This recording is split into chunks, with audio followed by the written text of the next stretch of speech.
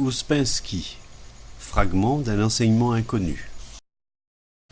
Lorsqu'un homme arrive à se rendre compte non seulement de la nécessité de l'étude et de l'observation de soi, mais aussi de la nécessité du travail sur soi en vue de changer, alors le caractère de son observation de soi doit lui aussi changer. À cette fin, un homme doit s'exercer à prendre, pour ainsi dire, des photographies mentales de lui-même aux différents moments de sa vie et dans ses différents états émotionnels.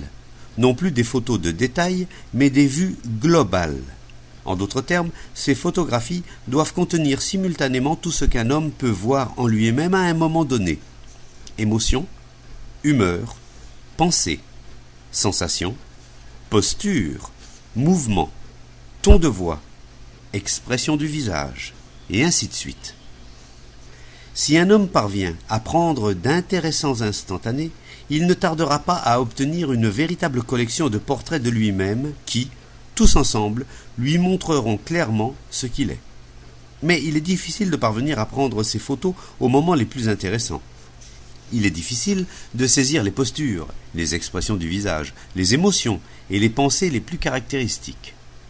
Si un homme réussit à bien prendre ses photos et en nombre suffisant, il ne tardera pas à voir que l'idée qu'il se faisait de lui-même et avec laquelle il continuait à vivre d'année en année était très éloignée de la réalité. Au lieu de l'homme qu'il croyait être, il en verra un tout autre. Cet autre est lui-même, et en même temps ce n'est pas lui-même. C'est lui tel que les autres le connaissent, tel qu'il s'imagine et tel qu'il apparaît dans ses actions, ses paroles, etc. Mais ce n'est pas exactement lui, tel qu'il est en réalité. Parce qu'il sait lui-même qu'il y a une grande part d'irréalité, d'invention et d'artifice dans cet homme que les autres connaissent et qu'il connaît lui-même.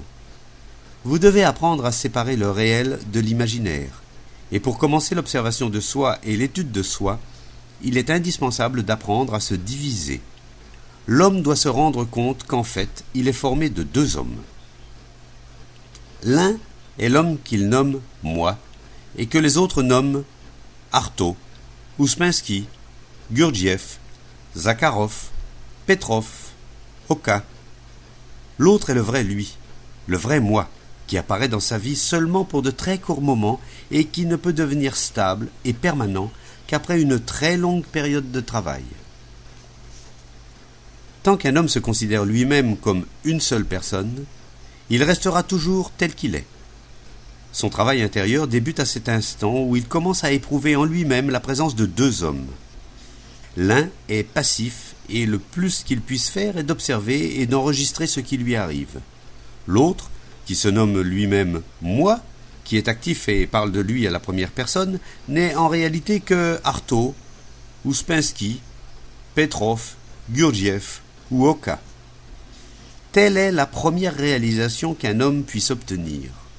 Aussitôt qu'il commence à penser correctement, il voit qu'il est tout entier au pouvoir de son Artaud, Ouspensky, Gurdjieff, Zakharov, Oka. Quoi qu'il projette, ou médite de faire ou de dire, ce n'est pas lui, ce n'est pas son moi qui le dira ou le fera, mais son Artaud, son Ouspensky, etc. Et ce qu'ils feront ou diront, naturellement, n'aura rien de commun avec ce que son moi aurait dit ou fait, parce qu'ils ont leur façon à eux de ressentir ou de comprendre les choses qui peut parfois contrefaire ou défigurer entièrement les intentions primitives du moi.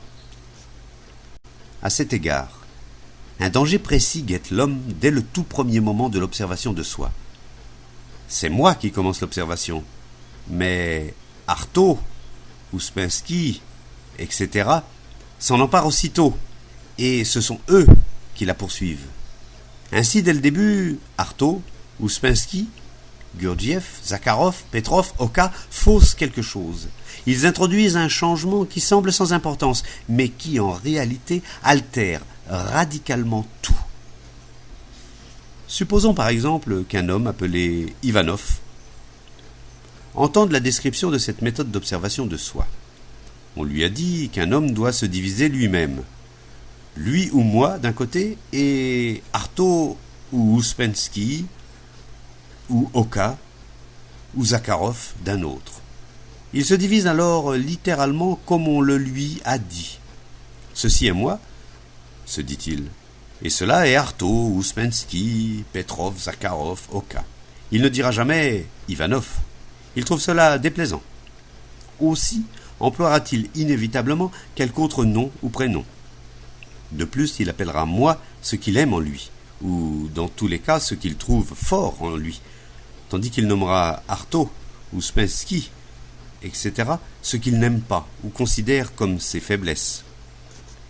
Sur une telle base, il se met à raisonner complètement à tort, bien entendu, puisqu'il s'est déjà abusé sur le point le plus important, s'étant refusé à envisager ce qu'il est réellement, c'est-à-dire Ivanov, pour n'accorder de considération qu'aux imaginaires Artaud, Ouspensky, Zakharov, Oka, etc. Il est même difficile d'imaginer combien un homme déteste employer son propre nom lorsqu'il parle de lui à la troisième personne. Il fait tout pour l'éviter. Il s'appelle lui-même par un autre nom, comme je viens de le dire, ou il invente pour lui-même un faux nom, un nom par lequel personne ne l'a jamais appelé, ni ne l'appellera jamais, ou il s'appelle simplement lui, et ainsi de suite. Sous ce rapport, les gens qui sont habitués dans leur conversation mentale à s'appeler par leur prénom, par leur surnom ou par des petits noms d'amitié, ne sont pas l'exception. Lorsqu'ils en viennent à l'observation de soi, ils préfèrent s'appeler eux-mêmes Artaud, Ouspensky, ou bien dire Artaud en moi, comme s'il pouvait y avoir un Artaud en eux-mêmes. Il y a bien assez d'Artaud pour Artaud lui-même. Mais lorsqu'un homme comprend son impuissance en face d'Artaud, son attitude envers lui-même et envers Artaud en lui cesse d'être indifférente ou insouciante. L'observation de soi devient une observation d'Artaud. L'homme comprend qu'il n'est pas Artaud, qu'Artaud n'est que le masque qu'il porte, le rôle qu'il joue inconsciemment et que, par malheur, il ne peut pas s'empêcher de jouer. Un rôle qui le domine et lui fait dire et faire des milliers de choses stupides, des milliers de choses que lui-même ne ferait ou ne dirait jamais. S'il est sincère avec lui-même, il sent qu'il est au pouvoir d'Artaud, et en même temps il sent qu'il n'est pas Artaud.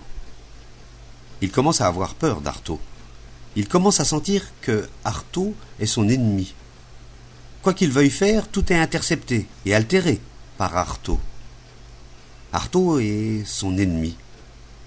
Les désirs, les goûts, les sympathies, les antipathies, les pensées, les opinions d'Artaud, ou bien s'opposent à ses idées propres, à ses sentiments et humeurs, ou bien n'ont rien de commun avec eux.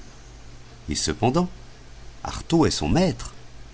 Lui, il est l'esclave. Il n'a pas de volonté propre. Il est hors d'état d'exprimer ses désirs parce que tout ce qu'il voudrait dire ou faire sera toujours fait à sa place par Artaud. À ce niveau de l'observation de soi, cet homme ne doit plus avoir qu'un seul but, se délivrer d'Artaud. Et dès lors qu'il ne peut pas s'en délivrer, en fait, parce qu'il est Artaud, il doit par conséquent le maîtriser et lui faire non pas ce que désire l'Artaud du moment, mais ce que lui-même veut faire. Artaud, qui est aujourd'hui le maître, doit devenir le serviteur. Tel est le premier pas dans le travail sur soi. Il faut se séparer d'Artaud, non seulement en pensée, mais en fait, et parvenir à sentir que l'on n'a rien de commun avec lui. Mais il faut bien garder présent à l'esprit que toute l'attention doit demeurer concentrée sur Artaud. En effet, un homme est incapable d'expliquer ce qu'il est lui-même en réalité. Cependant, il peut s'expliquer Artaud à lui-même, et c'est par là qu'il doit commencer en se rappelant en même temps qu'il n'est pas Artaud. Mais toute la question est précisément d'être sincère envers soi-même. Et c'est loin d'être facile. Les gens ne comprennent pas que la sincérité doit être apprise. Ils s'imaginent qu'il dépend de leur désir ou de leur décision d'être sincère ou de ne pas l'être. Mais comment un homme pourrait-il être sincère envers lui-même lorsque cet homme, sincèrement, ne voit pas ce qu'il lui faudrait voir en lui-même? Il faut que quelqu'un le lui montre.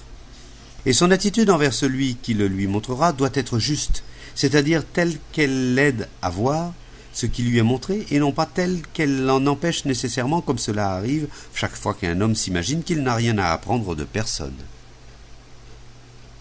Dans le travail, c'est là une phase critique. Un homme qui perd sa direction à ce moment-là ne la retrouvera plus jamais. Car il ne faut pas oublier que l'homme, tel qu'il est actuellement, n'est pas en mesure de distinguer entre lui, moi et Artaud. Tous ses efforts dans ce sens ne sauraient empêcher qu'il ne se mente, qu'il ne se mette à inventer, et jamais il ne se verra tel qu'il est en réalité. Il faut s'en convaincre profondément. Sans aide extérieure, un homme ne peut jamais se voir. Pourquoi en est-il ainsi ? Souvenez-vous. Nous avons dit que l'observation de soi conduit à cette constatation que l'homme s'oublie sans cesse. Son impuissance à se souvenir de soi est un des traits les plus caractéristiques de son être et la vraie cause de tout son comportement. Cette impuissance se manifeste de 1000 façons. Il ne se rappelle pas ses décisions. Il ne se rappelle pas la parole qu'il s'est donnée à lui-même. Il ne se rappelle pas ce qu'il a dit ou ressenti il y a un mois, une semaine, un jour ou une heure seulement. Il commence un travail et bientôt il oublie pourquoi il l'a entrepris. Et c'est dans le travail sur soi que ce phénomène se produit avec une fréquence toute particulière. Un homme ne peut se rappeler une promesse donnée à autrui qu'à l'aide d'associations artificielles, d'associations éduquées en lui, lesquelles, à leur tour, s'associent à toutes sortes de conceptions, elles-mêmes artificiellement créées, telles que l'honneur, l'honnêteté, le devoir, et ainsi de suite. En vérité, on peut donc dire que pour une chose dont un homme se souvient, il y en a toujours 10, bien plus importantes, qu'il oublie. Mais l'homme n'oublie jamais rien plus facilement que ce qui a trait à lui-même, par exemple, ses photographies mentales qu'il a pu prendre. Et ses opinions, ses théories se trouvent de cette façon dépourvues de toute stabilité et de toute précision. L'homme ne se rappelle pas ce qu'il a pensé ou ce qu'il a dit, et il ne se rappelle pas comment il a pensé ou comment il a parlé. Ceci, à son tour, est en rapport avec l'une des caractéristiques fondamentales de l'attitude de l'homme envers lui-même et envers son entourage, à savoir sa constante identification à tout ce qui prend son attention, ses pensées ou ses désirs, et son imagination.